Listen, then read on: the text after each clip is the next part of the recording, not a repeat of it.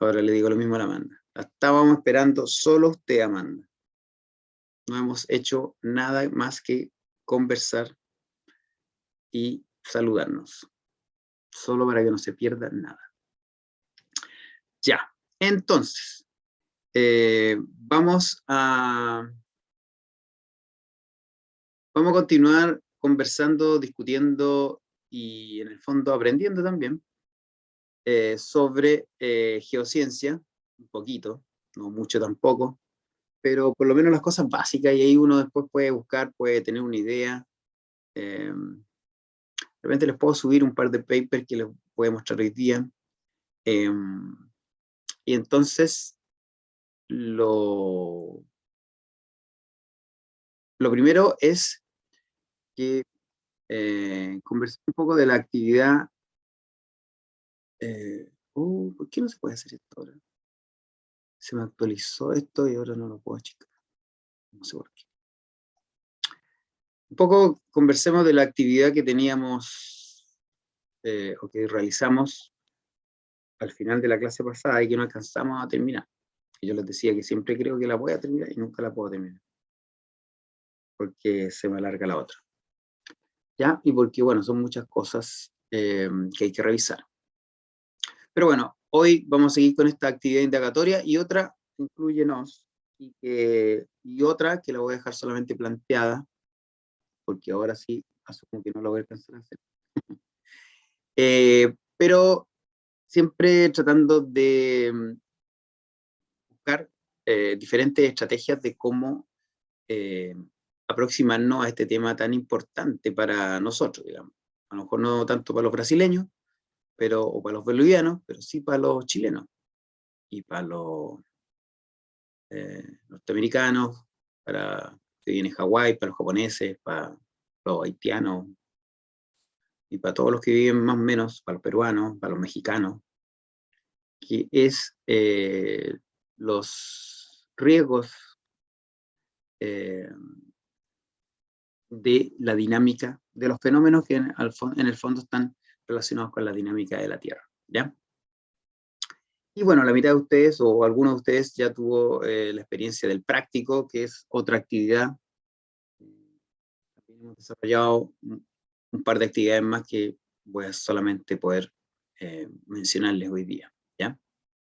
Pero bueno, la actividad 2 de la semana pasada era que ustedes analizaran, o en el fondo revisaran, exploraran datos, ¿ya? Datos sobre lo que nosotros le llamamos acá en Chile y en la única parte del mundo temblores, lo que en realidad para todo el mundo son terremotos, earthquake, ¿ya? Esta página del gobierno de Estados Unidos se llama Earthquake Hazard, ¿ya? Y ahí igual registran los temblores de 2, 3 grados de intensidad, y que para nosotros son todos temblores, hasta como 6 temblores acá, ¿no? Y ahí en otras partes ya se están describiendo, hay apocalipsis, digamos, pero acá, no, fue 6 nomás. Ya, pues, esa es nuestra naturaleza, nuestro contexto. Y la idea entonces que yo les mostré más o menos cómo se podía buscar, no sé si ustedes lo hicieron, pero si tienen la posibilidad, métanse ahí, búsquenlo, le ponen más o menos donde quieren revisar. A mí se me ocurre obviamente Chile, pero de repente uno podría comparar Chile con otro país y buscar terremotos en Brasil, por ejemplo, o terremotos en Japón, dependiendo qué cosa quiere uno hacer en términos de comparación.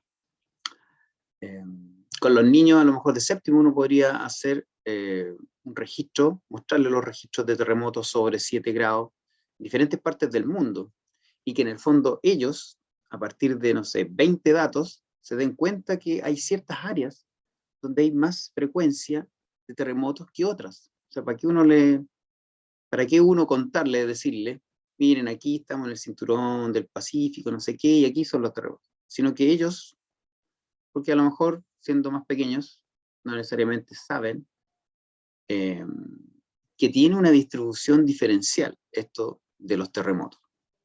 Y eso es algo bonito, algo interesante, algo observable en el fondo, registrable, mediante simple inducción. pero que puede llevarnos a deducir cosas, ¿ya? Una primera cosa. Y ahí yo les mostraba entonces, cuando uno pone lo último sobre 5, en Chile son muchos. Y entonces uno puede obtener este tipo de base de datos porque uno se mete aquí, y aquí dice download, y uno puede bajar la base de datos, ¿ya? Es todo muy fácil. Y en general yo esta actividad les contaba que la hago hace bastantes años, y siempre voy cambiando la base de datos porque siempre hay un terremoto en Chile. Pero en los últimos años, creo que desde el año pasado nomás, que encontré esta base de datos que yo sé que antes no estaba, que es histórica y que es de, digamos, de sismología de la Universidad de Chile. Entonces eso tiene una cosa más interesante porque la otra base de datos es histórica reciente, digamos, los últimos 50 años, pero esta tenemos registros de 1570. Entonces ahí puede haber una variable tiempo que se amplía mucho más, ¿ya? Y eso puede ser de interés. No sé cuál es la base de datos que ustedes usaron, por ejemplo, y eso va a ser lo primero interesante de ver o de conversar lo que ustedes hicieron. Así que soy ahora todo oídos. No sé si quieren contarme y yo voy anotando, o si hicieron algo, digamos, en términos de un PPT, o tienen un Excel, o como quieran, yo les puedo dar el poder. Si quieren exponer, o quieren mostrar, o me cuentan y yo voy anotando. Como ustedes quieran.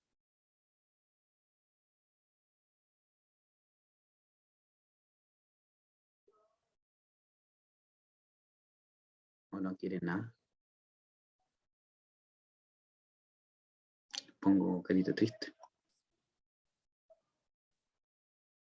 ¿Cuál fue la pregunta? ¿José Pablo entró? No me di ni cuenta. José Pablo, por Sí, favor, profe, buen día, ¿cómo está? buenos días. Entró por la puerta de atrás. Sí, Le es que di la... oye, Dígame.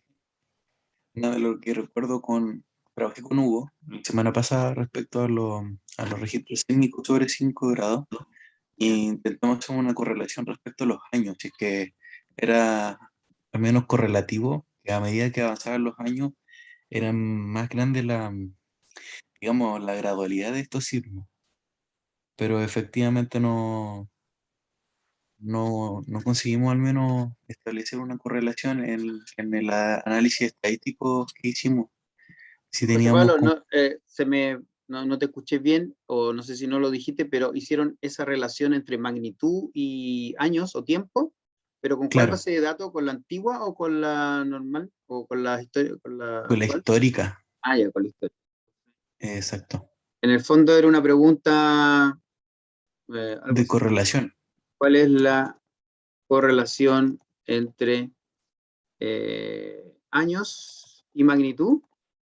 claro, Algo así, de los claro, sismos en Chile, de los últimos como 500 años, pongámosle 400 años, pues no, más o menos. más o menos. Ya. Y entonces, en el fondo, ustedes analizaron estadísticamente y no encontraron relación. Claro, esa sería nuestra conclusión. No encontraron relación. Eh, Súper. Christopher dice que quisiera presentar, entonces creo que no tengo permitido ahí, voy a meterme en la seguridad para darle la posibilidad de compartir pantalla, y obviamente dejaré de compartir la mía. Así que somos todo ojos y oídos. Christopher. Cuéntenos cuál fue su pregunta y cómo la investigaron.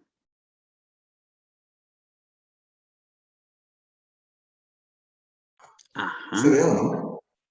sí, se ve perfecto. Ah, ya. No sé si Catalina me puede ayudar ahí con la explicación porque acá hay mucho eco. Eco, Sí, eco, eco.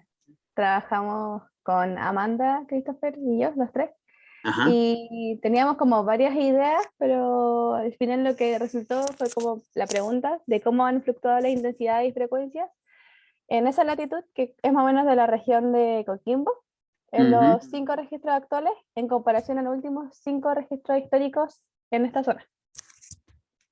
Entonces comenzamos como a filtrar la información según como latitud, para ver cómo han ido cambiando la magnitud de los terremotos.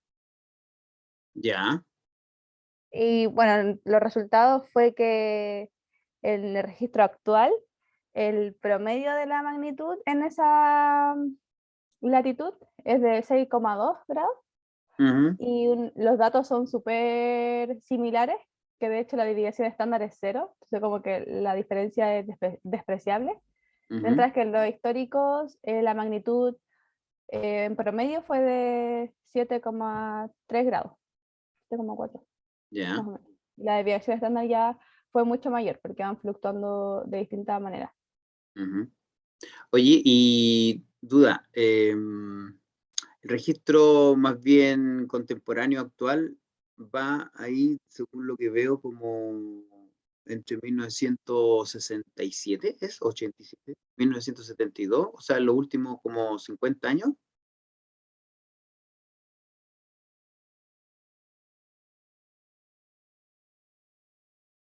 No se preocupe si yo sé que soy el único que no ve, pero...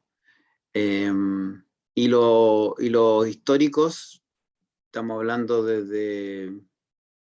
Christopher creo que más abajo están los años, si no me equivoco.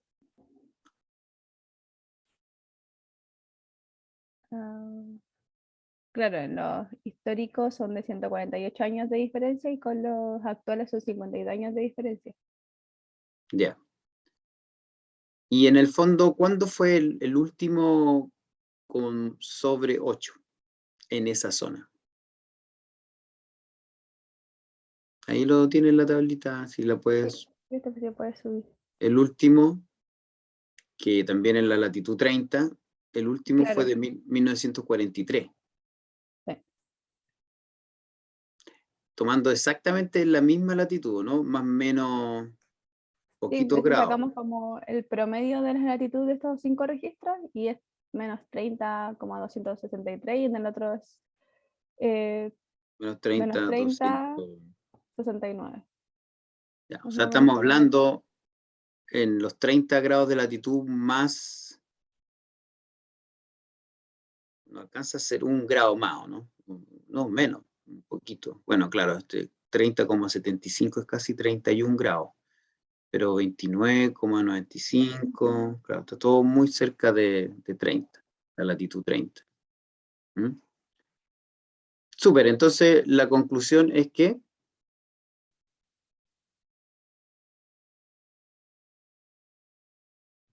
Que la intensidad como de magnitud de los últimos registros ha sido menor que la de los registros históricos en la región de Coquimbo, más o menos.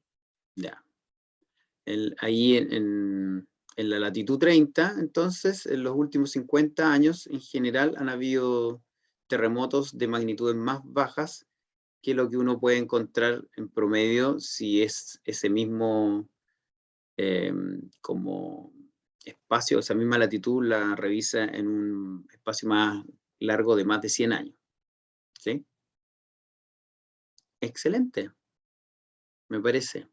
Eso mismo. Gracias, profe. No, gracias a ustedes. ¿Alguien, profe, yo quisiera presentar? No, ya, ese fue Cristo. ¿Alguien más tiene entonces, hizo algo más que quiera mostrarnos o que nos pueda contar y yo lo anoto en el PPT? Igual voy a anotar en lo de... Por mientras se deciden, yo voy a anotar entonces lo que encontró el otro grupo. Espera, aquí entonces vamos a poner que era el grupo de José Pablo eh, y eh, Hugo. Hugo, eso, y Hugo. Y este otro grupo se preguntó más o menos cuál es, ¿cómo era la pregunta en realidad? ¿Cuál es la diferencia o la, sí, la propusieron más bien en términos de similitudes, de diferencia, o más bien descriptiva, ¿cómo era? Ahí se lo pegué en el chat. Ah, súper. ¿Cómo han fluctuado? Ah, ya, excelente. Qué buena pregunta, ¿eh? Parece que supieran hacer preguntas. Parece que han estudiado cómo hacer preguntas. En algún curso antes. ¿Cómo han Tuvimos un buen fluctuado? profesor de método, profe. ¿Tuvieron un buen profesor de método? Sí, tuvimos un La, buen la- profesor de la método. parte cualitativa. La parte cual, no. No, no, sí. Todos los profes de método eran. ¿Cómo han fluctuado las intensidades? En ese sentido es más bien una pregunta descriptiva, o está como presentada como descriptiva, ¿cierto? ¿Cómo pasa? Aunque en el fondo igual también quería comparar. ¿Mm? ¿Cómo ha fluctuado la intensidad y frecuencia en la latitud -30? En el fondo somos -30 porque estamos del Ecuador para abajo, no es una cosa súper arbitraria, igual podemos ser 30. Si quieren ser 30, pueden ser 30. De los 5 registros actuales en comparación a los últimos 5 registros históricos.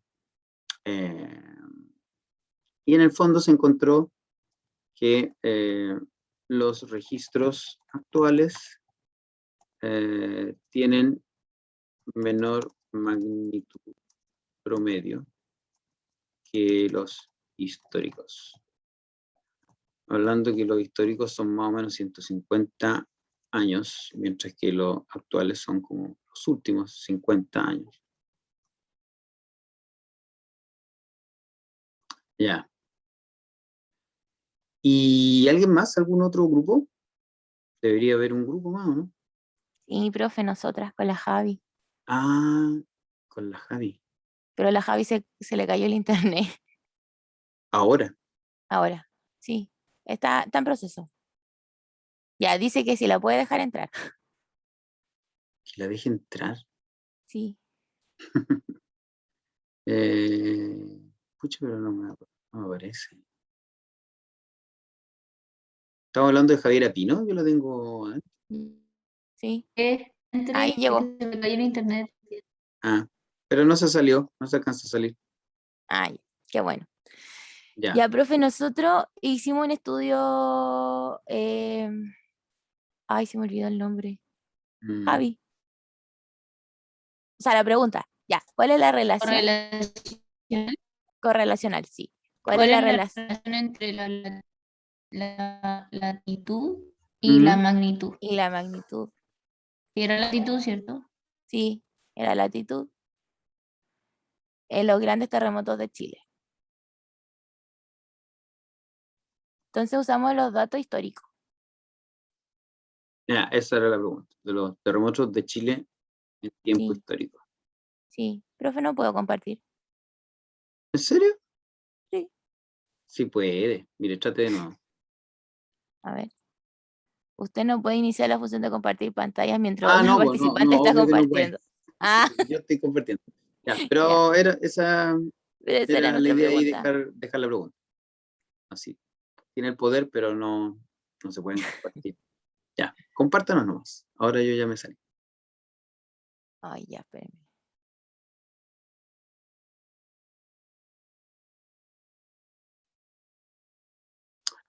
En la base de datos. Ya, nosotros lo que hicimos fue tomar la latitud y la magnitud y usamos el programa LSPS y sacamos la correlación. Ya. Y la correlación que nos dio entre la magnitud y la latitud es menos 0,28. Eso quiere decir que no hay relación y que es mero azar entre la latitud y la magnitud. Entonces no hay relación entre nuestras variables. ¿Hicieron el gráfico de dispersión? No hicimos el gráfico de dispersión. Ah, hicieron el gráfico de dispersión. No lo vimos con esto. Es necesario, o sea, hay que hacerlo. Como para ver cómo si... Es que tú haciendo los gráficos siempre son más gráficos. Valga la redundancia, te dan una visión más amplia. monística, claro. O sea, está claro que no hay correlación. En el fondo,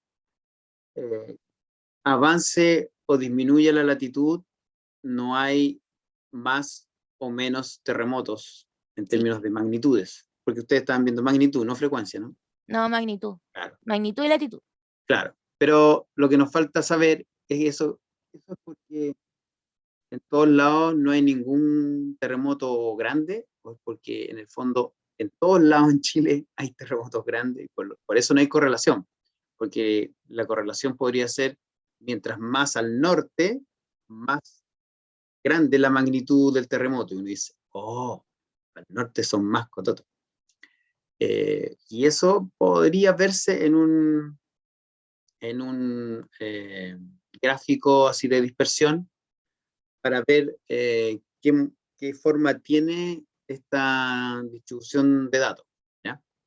Pero no importa. Está claro que si la correlación es casi cero, este era así como totalmente disperso, ¿ya? Ya. Así que don't worry. Pero no encontraron relación. No, No. no. Ahora, Profe, tengo una diga. duda. Sí. Es que eso se puede, o sea, si la correlación me da ese resultado, Ujú. yo puedo decir que no hay relación y que es mero azar. ¿O no necesariamente? Claro, puedes decir que es mero azar el que o sea, que no hay, parece ninguna relación causal o, digamos, relacional entre las dos variables. O sea, varían por simple azar nomás, ¿sí? Ah, ya. Sí. De Ya. hecho, te pone la significancia ahí, hay un 80%, casi un 80% de probabilidad de que sea simple azar. Súper. A la Javi se le cortó la luz. Pucha. Dígale que entonces nos escuche por WhatsApp. Que le pongo un audio. Ya, entonces voy a compartir el PPT de nuevo y voy a anotar las conclusiones del grupo en términos de cuál es la relación entre la latitud y la magnitud de los grandes terremotos en Chile en tiempos históricos. No existe relación entre latitud y la magnitud de los terremotos en Chile.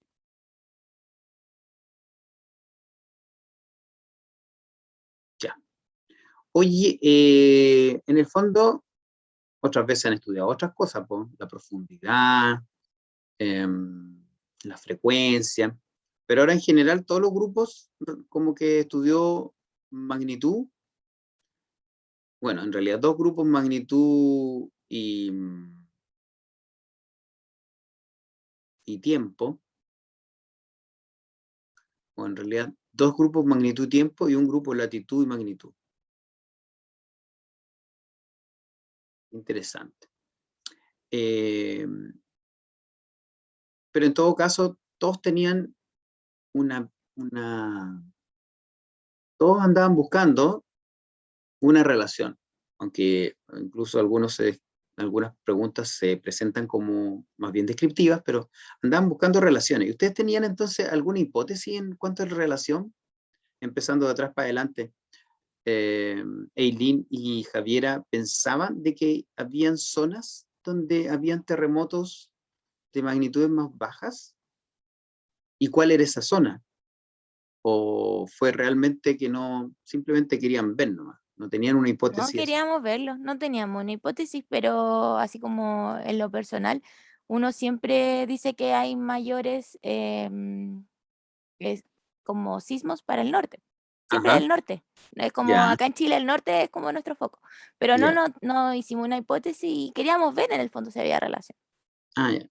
Ah, ya, pero bueno, en el fondo tenían, por así decirlo, una hipótesis que querían descartar, que era como esta Sí, como visión eh, de la gente o de la persona normal, del ciudadano, de que parece que tiembla más para el norte. ¿Sí? sí. Sí. Ah, bueno, ya. Entonces, probablemente o se pensó que norte más terremotos. Y los otros dos grupos tenían alguna así como creencia, hipótesis, predicción de lo que iban a encontrar, o en realidad también era como a ver qué pasa, qué podría ser. El grupo de Coquimbo. ¿Por qué Coquimbo? ¿Y por qué esta comparación? ¿Qué pensaban O encontrar? sea, comparamos por el tema de los registros. Lo histórico de por sí eran registros como de terremotos como de magnitud muy amplia. Entonces queríamos ver cómo en los actuales, que eran mucho menor, y si realmente era así o era solamente una visión a priori. Y la latitud fue porque la salió así, no lo pensamos. Vimos los datos y los tomamos. No es porque alguno vive allá, vivió allá, tiene parientes, no era algo personal. Bueno, uno también le podría importar, no sé, dónde viven los papás, ¿no? O dónde vivo yo. José Pablo No no era el lo, caso. ¿no? Ya.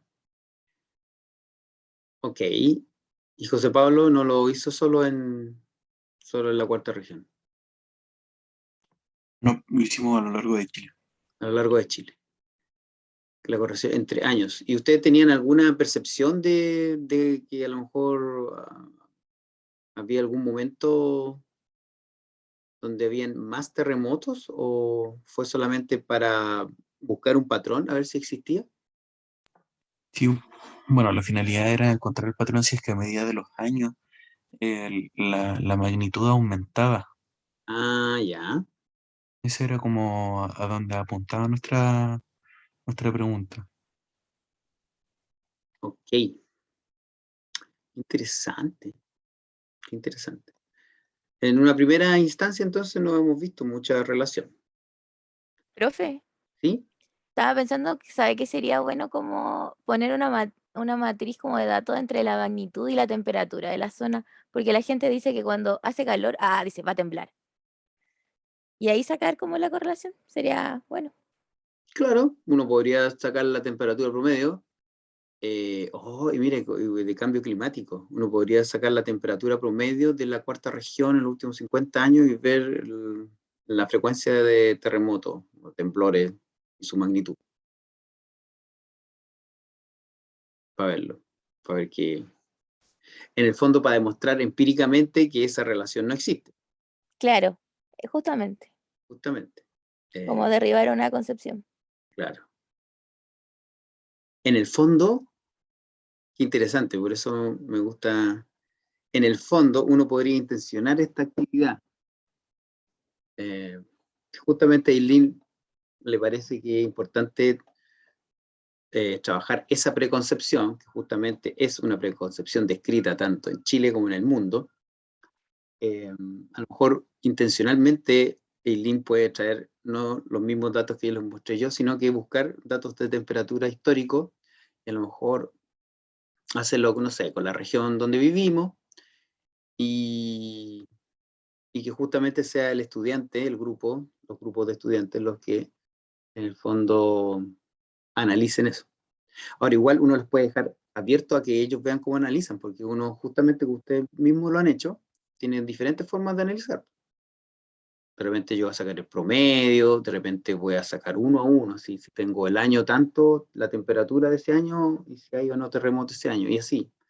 Y diferentes como análisis o incluso producción de datos, porque yo puedo ver si lo tomo como categoría, como yo trabajo las variables, puede que me den o no me den relaciones. Probablemente no me dan en ninguna, pero si tomo otras variables, a lo mejor sí me dan o no. De hecho, yo les voy a mostrar algunos patrones justamente de los terremotos históricos, porque yo lo hice de una forma diferente como lo hicieron ustedes. ¿Ya? Eso. Excelente. Me gustó mucho. Ahora, justamente pensando en que queremos que justamente nuestros estudiantes desarrollen sus capacidades de decidir, ¿cierto? alfabetizarlos científicamente, y ojalá no la alfabetización científica 1, que es principalmente manejar y ser capaz de interpretar temas científicos, sino que también tomar ciertas posiciones y ciertas actitudes. Es que yo, por ejemplo, tomé aquí lo que dice el programa de nuestro curso estrella de estos últimos 2 años, o nuestro curso pesadilla, o pesadilla para los profes que están en ejercicio, que es Ciencias para la Ciudadanía, donde hay una unidad que se llama Riesgos Socionaturales en nuestro territorio. ¿Estamos preparados para la acción? Y entonces, en el OA3, dice analizar a partir de modelos riesgos de origen natural o provocados por la acción humana en su contexto local, como aludes, incendios. Y ahí sale sismos de alta magnitud. Entonces, por eso me parecía que esta actividad, aunque a lo mejor puede ser muy simple, pero justamente como estamos trabajando con datos empíricos reales, de sismos de alta magnitud, y se nos sugiere que podamos trabajar diferentes habilidades, si ustedes se fijan aquí, el OA, A, B, C, E, que estos son justamente los asociados a las habilidades, lo que ustedes hicieron está todo incluido aquí. Formular preguntas y problemas sobre tópicos científicos de interés, describir patrones, tendencias y relaciones entre datos, informaciones variables, construir, usar y comunicar argumentos científicos. En el fondo, estamos tratando de unir ambas cosas, ¿ya? Ahora, lo que también es bueno tener en cuenta es que, bueno, algo tiene que saber este estudiante si en tercero medio queremos que analice los sismos, y es un poco lo que en el fondo uno tiene que pensar de dónde viene este estudiante. Ese estudiante que llegó a tercero medio, en cuarto básico ya le empezaron a hablar sobre fenómenos sísmicos y sus efectos. Aquí están justamente los objetivos de aprendizaje, describir por medio de modelos que la Tierra tiene una estructura de capas, corteza, manto, núcleo, con características distintivas, y eso es lo que hicimos un poco en la actividad anterior a esta. Y el OA16, explicar los cambios de la superficie de la Tierra a partir de interacciones de sus capas y los movimientos de las placas tectónicas, sismos, tsunamis, erupciones, que es un poquito lo que también tratamos en la actividad práctica que algunos de ustedes hicieron, ¿ya? Y en séptimo básico, dice explicar con el modelo de la tectónica de placas, o sea, tenemos que manejar el modelo tectónica de placas, los patrones de distribución de la actividad geológica, volcanes y sismos. En general, siempre se me olvida, pero como yo les decía, uno podría incluso darle primero a los niños o a los estudiantes diferentes registros de diferentes lugares, para que ellos mismos vayan viendo este patrón de distribución de actividad geológica en relación, por ejemplo, a los sismos, ¿ya? Y que puede estar o no asociado a los tipos de placas y sus interacciones. Y aquí hay estos indicadores de evaluación que muchos de ellos, o por lo menos estos 3 que tengo aquí, de alguna u otra forma, los hemos o los vamos, al final de esta clase, haber revisado. Explicar por medio de modelos, que es lo que vamos a hacer o hicimos en el práctico, la forma en que interactúan las placas tectónicas.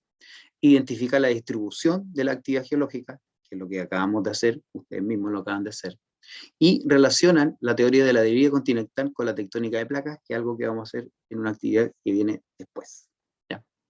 Entonces, estoy dándole ahí una revisión al currículum para que ustedes vean que lo que estamos revisando en términos de actividades tiene directa relación con él y cómo irlo entonces teniendo en cuenta. Y el último, que en realidad ahí igual es más complejo, pero de todas formas hay en la unidad 3 de primero medio, en la parte de física, dice percepción sonora y visual y ondas sísmicas. Entonces, esta parte también tiene que ver, también habla de modelos, obviamente se mete más en la parte como, por así decirlo, tecnológica o de medición, habla de los sismógrafos, etcétera, pero también uno puede, con cosas simples como las que hemos visto, por ejemplo, elaborar elaborar un plan de medidas preventivas para ser implementado ante la ocurrencia de un sismo. Y eso es lo que yo les voy a mostrar ahora. Argumentar a favor de que en la población existe una cultura sísmica, describir un sismo en términos de sus parámetros, como hipocentro, epicentro, área de ruptura, magnitud, intensidad. Algunos de estas variables las vimos, o por lo menos estaban en la base de datos que ustedes ocuparon. ¿Ya? Entonces, ocupando la misma base de datos, yo me hice esta pregunta. En el fondo dije, ¿qué áreas de Chile están más expuestas a sufrir un sismo de gran magnitud en los próximos años, de acuerdo a la frecuencia histórica de sismos de gran magnitud ocurrido en el pasado? Esta pregunta nace en términos de que hay estudios científicos que nos muestran que hay cierta como frecuencia o ciclicidad en la cual se producen sismos. Y entonces eso es lo interesante de tener esta base de datos, que obviamente de todas formas está incompleta, pero esta base de datos que yo les mostraba histórica nos muestra cada cuánto hay un sismo de gran magnitud. ¿Y qué es lo que es de gran magnitud? Para Chile de gran magnitud tiene que ser sobre 8. Un sismo de 7, no sé, aquí tuvimos un sismo de 7, ¿cuánto? ¿2017, 18? Mi casa es una casa que está, como les decía, en Cerrito, tiene 4 pisos. Y yo estaba recién llegado aquí a la quinta región, y terremoteó, creo que fue como 6,9 o 7. Y se movió la casa así a todos lados. Porque solo la primera parte es de concreto, todo el segundo, tercero y cuarto piso son de madera. Entonces estábamos así como... en Santiago se mueve, pero nunca he vivido sí, pues sí, en tercer piso. El tercer piso, no sé, igual se movió en el 2010. Bueno, sí, pues. Y hubo una alerta de tsunami por el 6,8. Es el último fuerte, sí, Daniel, exactamente. Eso estoy hablando, que aquí se me cayó una repisa, todos los libros, y mi hija, que vive en el cuarto piso, estuvo un mes viviendo en el segundo, porque le dio susto. El cuarto piso se mueve. Y aunque ustedes a lo mejor no tienen exactamente el conocimiento, hay ciertas propuestas de frecuencia, de ciclos. Entonces aquí tenemos Chile que va entre como más o menos los 18 grados de latitud, 18 y algo en realidad, y hasta más o menos los 55, ¿cierto? Entonces, ¿cómo se distribuyen los terremotos? Porque en el fondo la base de datos histórica trae terremotos sobre 7, ¿ya? Y esa pregunta que yo hice, yo traté de responderla de la forma más simple posible, pero también más gráfica o fácil de ver. Entonces aquí está, mira, yo solamente lo ordené de norte a sur. Y están ordenados por latitud y después por fecha. ¿Se fijan? Entonces, en la latitud 18.5 tenemos un terremoto de gran magnitud en 1604 de 8.5. Y a los 10 años hubo uno aún mayor, de 8.8. Y después ha habido otros no tan fuertes, pero miren, en 1868 hubo otro de 8.5 también.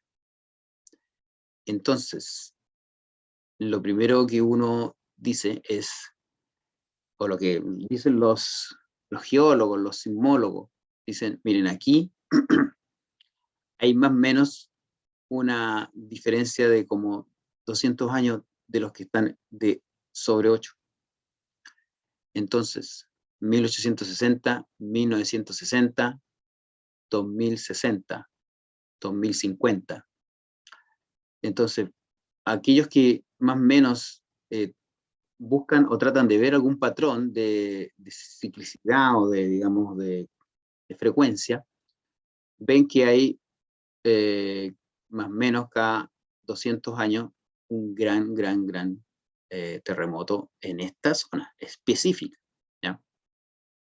Por eso lo tengo en rojo, porque al 2050 deberíamos tener otro gran terremoto ahí, de acuerdo a este ciclo, que obviamente es un puro ciclo, si se fijan. En la zona de los 19 grados, donde ya estamos un poquito más abajo, esto seguramente de Arica, y aquí no sé si ya estamos más cerca de Iquique, pero aquí tenemos que justamente en 1800, en 1870 hay uno de 8,5 y el 2014 hay uno de 8,2. Entonces, en el fondo, aquí los que viven en los 19,6 grados, cerca de 20 grados, ya sufrieron el terremoto terrible que tenían que sufrir, de acuerdo a más o menos el último que había, ¿ya? Y lo interesante es como ir viendo que, por ejemplo, en términos de registro, claro, acá no hay registros más antiguos que 1800, pero en la latitud 20, al parecer, no han habido, este 7,9 igual, una cosa menor,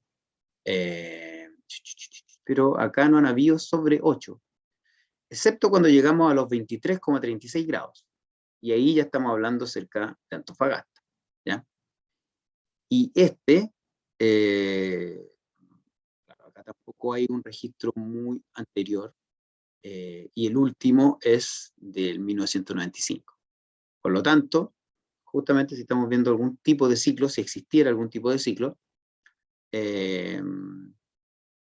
bueno, aquí estaría más o menos salvado, a no ser que uno empiece a mirar aquí, claro, en 1950 hubo 8,3. A lo mejor aquí el ciclo es más corto, pero en 1900 no se ve que haya habido alguno. ¿Mm? Eso. Ahora, cuando uno se va aquí ya entre la cuarta y casi al inicio de la quinta región, aquí nuevamente, en los 24 grados, 25 grados no se ve gran cosa. A los 26 grados en 1918 hay uno de 8,20. Y de ahí hasta ahora no se ve ningún otro tan grande. Bueno, en 1946 uno 7,9. Pero recuerden que la escala de Richter es como, no alcanza a ser logarítmica, pero de o sea, de un terremoto 7 a un terremoto 8, de uno 7,8 a uno 8,2, es mucha la magnitud de diferencia. Y acá lo tengo en rojo porque en el fondo, si uno espera ciclos de 100 o 150 años, de sobre 8 aquí en esta latitud no ha habido. Lo mismo por acá. ¿Por qué está en rojo? Porque en 1922 fue el último de gran magnitud, y justo hubo uno parecido, si ustedes se fijan, en una latitud más o menos parecida, justamente como 100 años antes. Entonces, el 2022, no es que uno esté aquí como generando pánico, sino que lo único que está haciendo es ver patrones. Lo que veo aquí es que no hay ninguno sobre 8 en los últimos 100 años, pero sí hubo uno en 1922 y sí hubo otro en 1819. ¿Mm? Y cuando estamos ya en nuestro lugar de habitar, ¿cierto? Porque nosotros, bueno, no todavía, un poquito más después, pero aquí, claro, esto es como, en realidad, como La Serena, Coquimbo, ¿no? Claro, cuando ya estamos en la latitud 30, aquí hay ciertos registros donde en 1943 hubo 1 sobre 8, y aquí en 2015 hubo 1 sobre 8. Por lo tanto, uno podría esperar de que no hubiera 1 sobre 8 muy luego. Entonces, si quieren comprarse una casa en La Serena, momento. Y cuando ya, ahora sí estamos en nuestra propia región, aquí hay diferentes visiones, y eso es interesante verlo. 33. Aquí hay un buen registro histórico, para empezar, porque tenemos desde 1687. 1687 hubo uno 7,3, y en 1730 hubo uno 8,7, y en 1820, o sea, casi 100 años después, uno 8,5. Y en 1906, que no sé si ustedes tienen la misma percepción que yo, pero eso también es más o menos poquito menos de 100 años, tenemos uno 8.2. Entonces la duda de los sismólogos es, este que hubo en el 33.2 en 1985, que ustedes están en las nubes, cuando estaban por ahí esperando nacer, pero yo ya tenía 15 años, y me recuerdo muy bien del terremoto del 85. Alcanzó 8, y algunos han dicho que en el fondo fue 7,9. Entonces, en el fondo, vale por estos, porque si ustedes se fijan, son cada 100 años, 8.7, 8.5, 8.2. O es el del año 2000 que está retrasado. Entonces, por eso, no sé si ustedes se acuerdan, hace como 5 años, un poco más, hubo como una simulación acá de un tsunami, y que como que fue súper criticado, porque era como, ¿por qué están haciendo eso? Y están alarmando a la gente.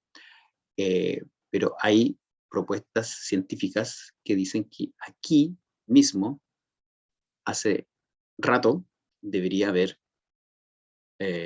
claro, estaban esperando la cigüeña, un terremoto de magnitud sobre 8. Porque algunos reconocen que este no es, digamos, según la frecuencia que se ve aquí, no es el que se espera. 8.7, 8.5, 8.2, 1700, 1800, 1900, 2000. ¿Ven? Y por acá está lo que ya pasó, que eso sí ustedes lo vivieron, y imagínense, desde 1647 a los 35, 36, 1647, 8.5, 1914, 8.2, 1925, 8.3, y el 2010, 8.8.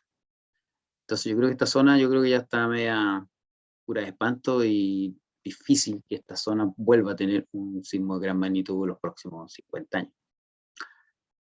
Pero hay otras zonas que sí, ¿ya? Y acá lo mismo, miren, en realidad ahí me queda la duda cuál es cuál. Obviamente los sismólogos y los geólogos lo saben mejor. Esta a lo mejor es más, el del 2010 es más asociado a esta. 1570, 1600, 1700, 1800, si ustedes se fijan, cada 100 años, más o menos, en esta zona del 36.8, o sea, en la misma zona, hay uno sobre 8. Entonces algunos dicen que, bueno, que es más o menos el que se estaba esperando. Y en la zona de Valdivia, en general, también hay registros, ¿se fijan?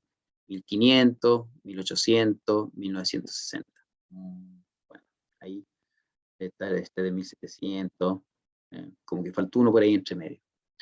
Lo que sí andaban buscando, en el fondo, José Pablo, sí hay una pequeña tendencia a que justamente de los 40 grados de longitud para abajo no hay grandes signos, porque en el fondo ahí ya no está trabajando o funcionando, o no estamos en la zona, digamos, de subducción de placa Nazca continental, sino que ahí ya hay otra placa, ¿ya? Entonces, haciendo este análisis tan simple, pero detallado, en el fondo uno puede encontrar ciertos lugares, algunas áreas que no han sufrido terremotos sobre 8 recientemente, por lo que se podrían priorizar, o por lo que se podrían tener más alertas, ¿ya? Que son estas, que igual uno escucha, pero esta yo no he escuchado, que esté muy reconocida, y nosotros, que lo puse en morado para que no se asustaran tanto, y para, digamos, mostrar de esto de que algunos piensan que fue el del 85 y otros piensan que en realidad ese no fue tan grande como para pensar de que ya se liberó esa energía acumulada, ¿ya? Pero un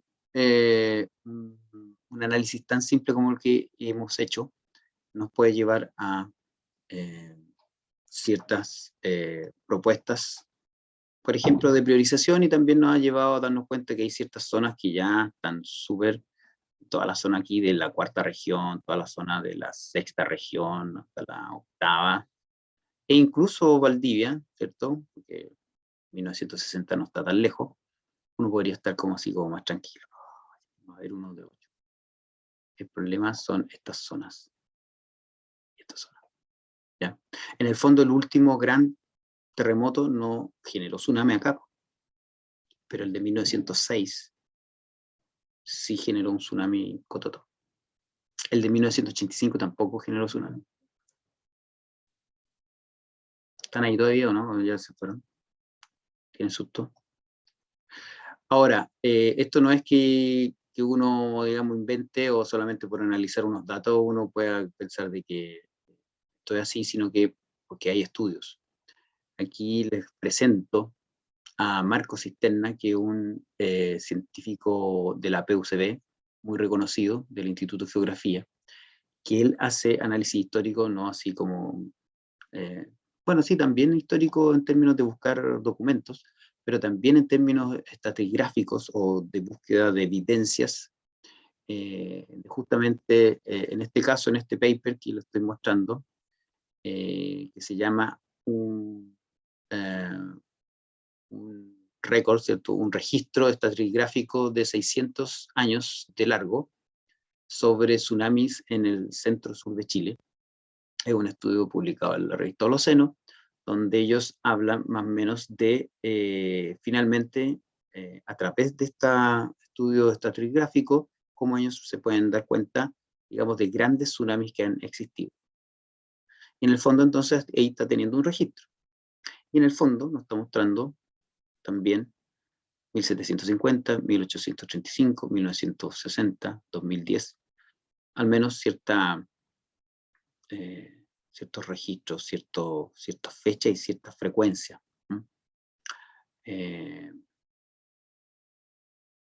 Y bueno, y por otro lado también están los estudios de estas, por ejemplo, este estudio que hizo nuestro amigo Barrientos,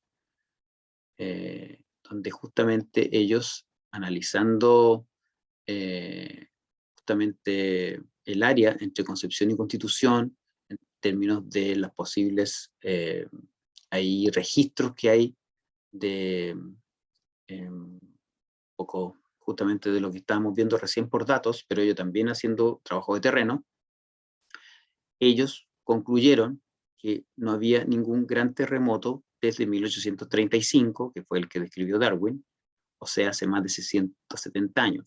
Y ellos están, si ustedes se fijan lo que nosotros vimos recién, cada más o menos 120, 130, 150 años, había un gran terremoto en esa zona.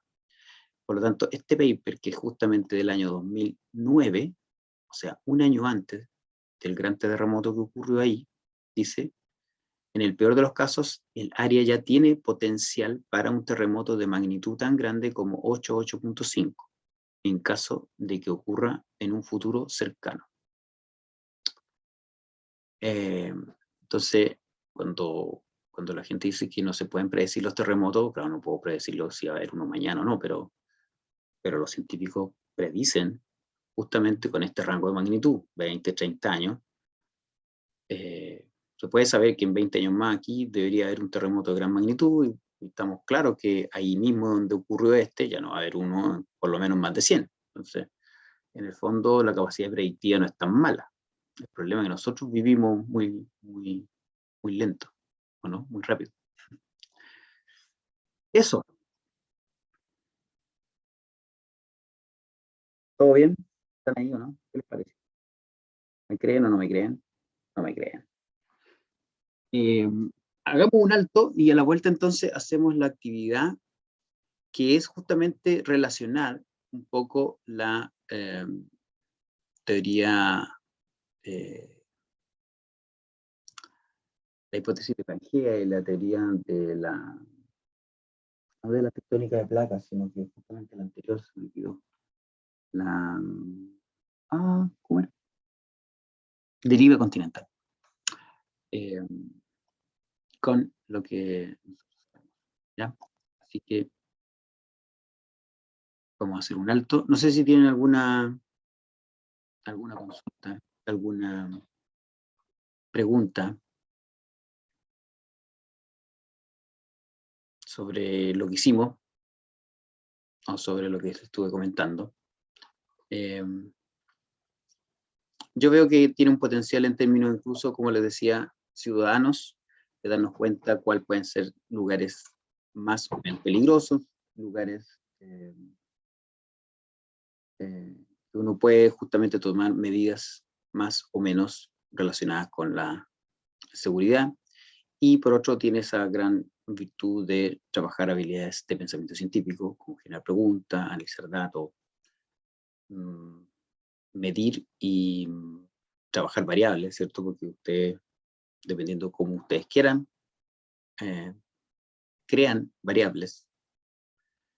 Eso. Ya.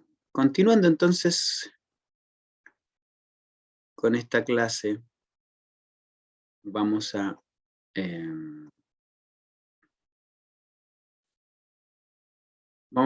realizar otra actividad que tiene que ver ahora con, volvemos a la teoría, después de una actividad que estuvimos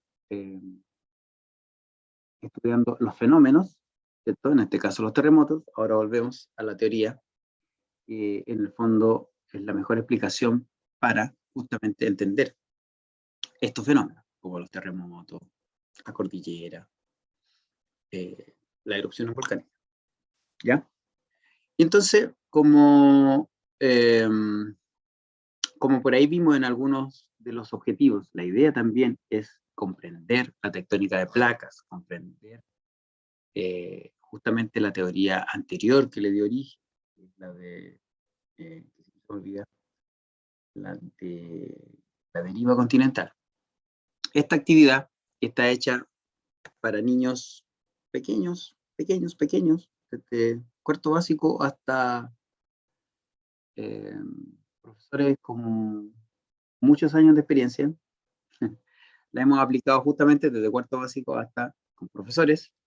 Lo que tratamos es que se comprenda, por un lado, cómo se realiza el trabajo científico en esta área, en la área de la geología, y por otro lado, que justamente se puedan trabajar habilidades científicas como proponer hipótesis en base a datos, en base a evidencias.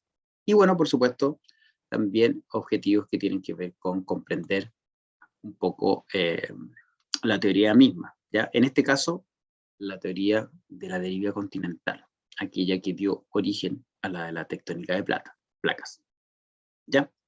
Entonces aquí está una pequeña introducción que también está en la primera hojita del Jamboard, que dice: los científicos han utilizado una serie de evidencias como son observar capas similares de rocas en diferentes lugares, la distribución de los fósiles y la forma de los continentes, para llegar a la conclusión de que en la Tierra los continentes estuvieron conectados formando un supercontinente llamado Pangea, que estaba rodeado por un enorme océano. Y bueno, dentro de esta actividad tiene una actividad 1 que dice: usted ha recibido un puzzle de los continentes que existían hace 200 millones de años. Usted será entonces un científico o una científica que deba proponer este supercontinente. Para ello dispone de las siguientes evidencias. Entonces la idea es que ahora ustedes en grupo, ahí nuevamente como hemos trabajado antes, ponen su nombre, dicen si son 2 o 3, más que eso no creo que sea necesario, son tan poquitos que van a sobrar hojitas. Y entonces lo que tienen que hacer en el fondo es generar, como piensan ustedes que era este supercontinente Pangea, que en el fondo es un modelo o una hipótesis, pero la idea es que no lo busquen en internet, sino que traten de hacerlo siguiendo la evidencia fósil que justamente siguieron, o sea, no la evidencia fósil, sino que las diferentes evidencias, entre una de ellas los registros fósiles, pero también la forma de los continentes, la edad de las rocas cuando existe ese registro, el depósito y dirección de los movimientos de los glaciares, y también las tierras bajo o sobre el nivel del mar, ¿ya? Entonces aquí hay, en el fondo, 1, 2, 3, 4, 5 tipos de evidencia. Para que ustedes entonces hagan su propuesta, deben usar ojalá 2 o 3, pero lo importante sería que ustedes anoten cuáles son esas evidencias que van a utilizar y que en el fondo el armado de Pangea sea su hipótesis de cómo estaba conformado este supercontinente. ¿Ya? Eso. Esas son las instrucciones. Entonces, ahora nos podemos ir al Jamboard.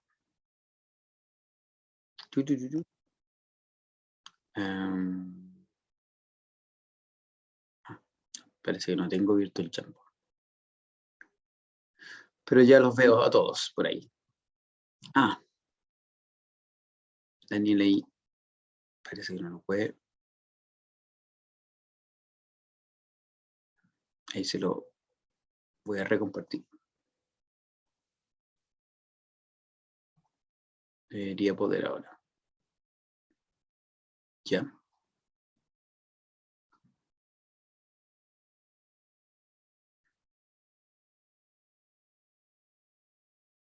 Por lo menos aquí veo a José Pablo, Eileen, Christopher, Catalina y Daniel.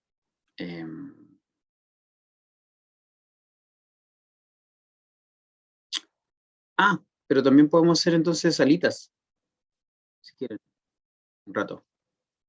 Porque obviamente si todos tienen acceso al Jamboard no hay mucha necesidad de hacer salas, pero si solo uno tiene acceso, de repente es mejor que hagan salita porque así pueden compartir su pantalla. Le hago salitas entonces. Más que compartir la pantalla, entonces mejor. Pero por supuesto.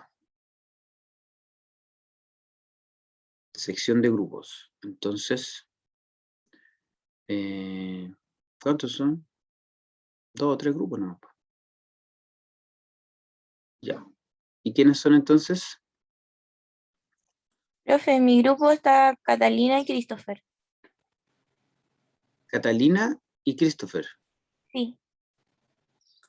Catalina Cañete y Christopher. ¿Sí? Ya. Sí. Listo. ¿El otro grupo?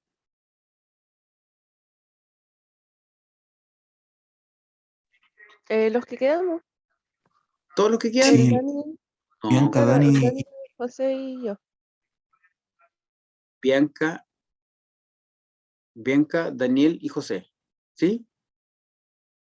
¿Eso? Sí, sí, profe. Bianca, Daniel y José. Ya. Súper. Pero entonces Eileen está con Catalina y Christopher. Sí. Por eso me parecía raro. Yo decía, mi grupo es Catalina y Christopher. Dije yo, pero me está hablando.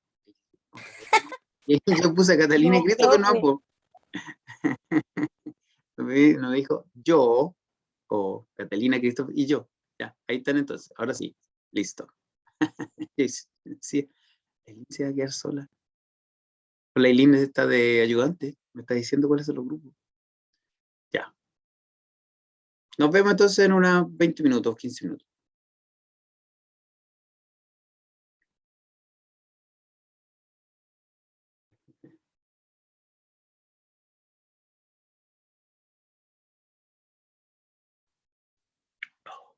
Pero voy a parar la grabación entonces. Para que no se vea que estoy tomando desayuno.